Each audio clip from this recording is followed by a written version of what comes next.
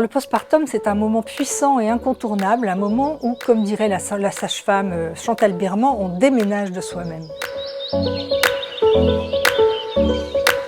C'est un moment qu'on devrait plus zapper, comme on a tendance à le faire de plus en plus souvent aujourd'hui, parce que ça peut avoir des conséquences graves.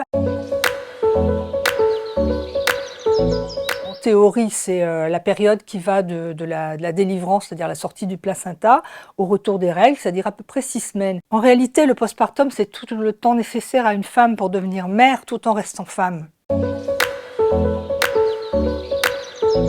Traditionnellement et dans toutes les civilisations, les familles, l'entourage chouchoutaient la jeune mère et le bébé pendant une période qui allait jusqu'à 40 jours. Bon, ça s'est un peu perdu tout ça, mais aujourd'hui, on remet au goût du jour ce qu'on appelle le mois d'or, c'est ce qui nous vient de Chine, et donc qui consiste justement pendant une période d'1 mois, voire plus, alors vive le congé paternité à 28 jours, à entourer la maman et faire en sorte qu'elle puisse recharger ses batteries, se ressourcer et passer un cap.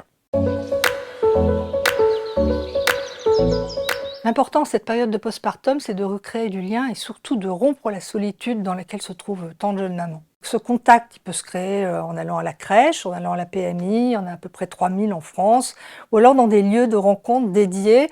Historiquement, on pense aux Maisons Vertes de Françoise Dolto, mais aussi aux Pâtes au beurre, qui a des lieux qui existent depuis 20 ans. Et puis aussi les Maisons des 1000 jours. Alors il y en a une première qui s'est montée à Arras, et l'idée, c'est formidable, c'est vraiment de mettre en contact des parents qui vivent à proximité, qui ne se connaissent pas, mais qui ont pour point commun d'avoir eu un enfant en même temps, et donc d'avoir à répondre aux mêmes questionnements. Et donc ça crée des affinités. On y trouve aussi des copains, et on recrée un petit peu la place de village d'antan qu'on regrette toujours d'avoir perdue.